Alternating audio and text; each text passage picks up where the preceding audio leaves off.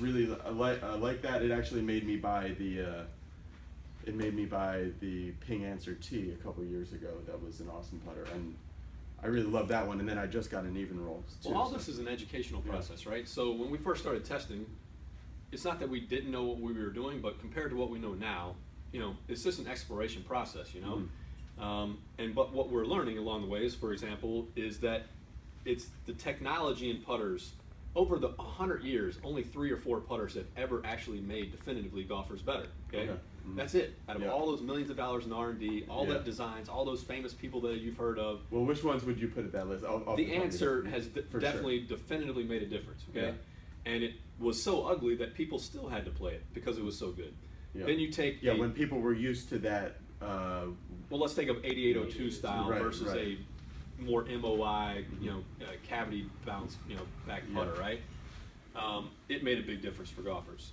So then you come along to the pink catch, and what we realized the first year we tested it was, whoa, something's really going on here. Every one of these putters in the lineup, no matter if it was blade, mallet, ugly, pretty, subjectively, all was at the top of the list. So then we started learning and doing more testing and realized it was pretty simple, Come in here, Joe. So the difference was in the face. The average putter, every putter, let's say, goes the same distance when hit dead sweet spot, okay? But golfers don't hit on the sweet spot every time. So what was happening is when golfers were hitting out towards the poles, heels, or toe, they were not only losing distance, but they were losing accuracy, okay? Ping came out with something that no matter where you pretty much hit it on the face, balls all go the same distance. And in golf, one thing that golfers don't realize as much as they probably should is distance control, whether it's in wedges, irons, putters, whatever, is a major key to success. Okay? So if you want to putt the ball 20 feet, you want the ball to go 20 feet. This allows you to do it. And then the even roll came out and just took it one step further and said, well, if you can go the same distance, we're going to actually go to the exact same spot on the green no matter where you put it on the green. So groove wise, you can see. So these go, as you can see, it has a little diamond pattern in the middle. And what Garen has done with the even roll is basically take that to the extremes and almost create like a bulge and a roll out towards the outsides, which kind of gets the ball gearing back towards the center. So you take the average putter, then this putter, then that putter, and it just kind of steps up the scoring efficiency for golfers. And this is where we found. So the average golf putter, let's say, is X. This one dropped at about a stroke and a half for the average golfer.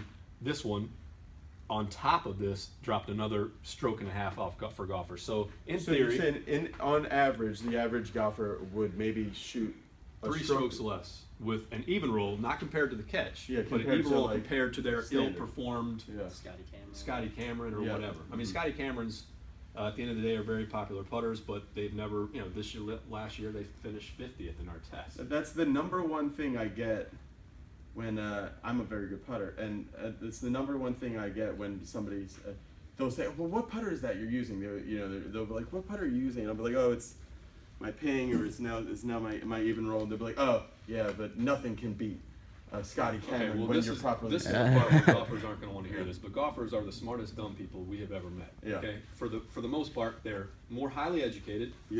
A higher socioeconomic demographic, yet you put a golf club in their hand or have them talk to another golfer, and their brain turns to mush. It goes out the window. It's done. Guy comes up to him, hands him a driver, he hits it twice really good. Oh, I gotta have this. Whoa, wait a second.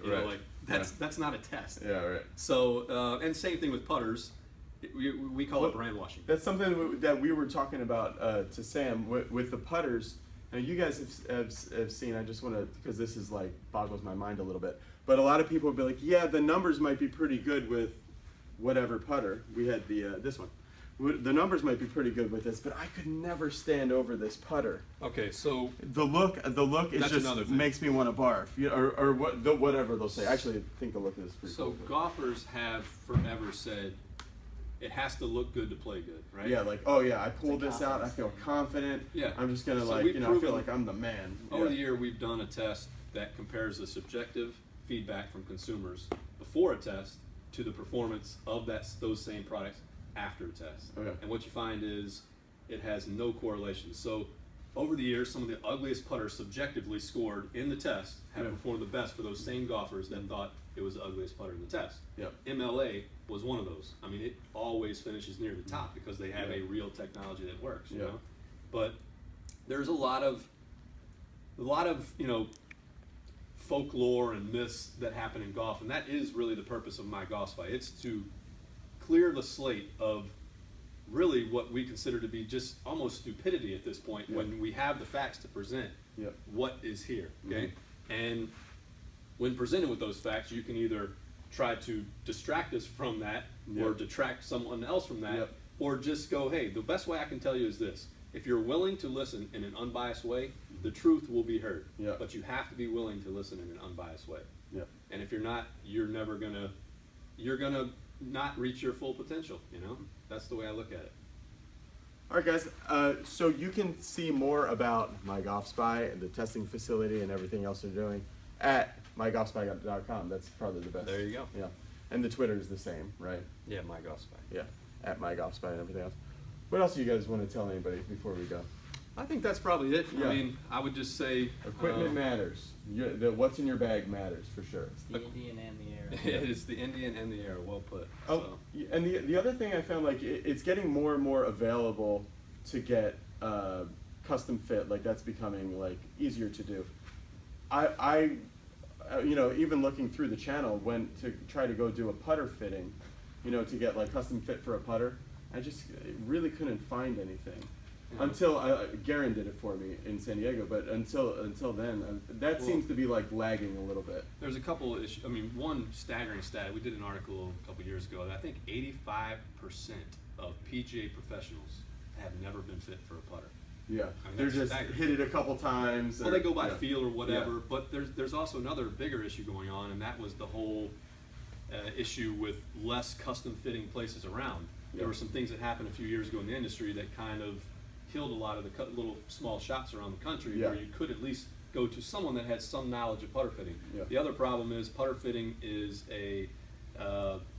you're opening up a can of worms where you have these different theories where everybody wants to be known for this, that, and the other. Ping, in my opinion, the Ping app that you can put onto your phone or onto your shaft outperforms some of the most expensive equipment that you will find to test for putters. And I think the first thing, as far as telling you if you're a straight or a slight arc or a strong arc, I think that's the first and most important fitting tool for golfers, for the average consumer. Find out what type of arc you have in your stroke, and then start there. Don't get a putter that is the opposite of what you would be. So, for example, most golfers think they are straight back, straight through. They're actually heavy arcs. Those heavy arcs guys are on one end of the pole, and straight back, straight through is on the other. But they swear that they're straight back, straight through, so they're having to fight because they're over the putter. They're over the putt, feeling straight back, straight through, but what's actually happening? Correct. And what they're doing is fighting their stroke the whole time, and it makes it really tough to putt well. And there are different putters that suit different strokes. Those for sure built towards the arc of your stroke definitely make a difference. All right, guys. Thanks for watching. See you later. Bye.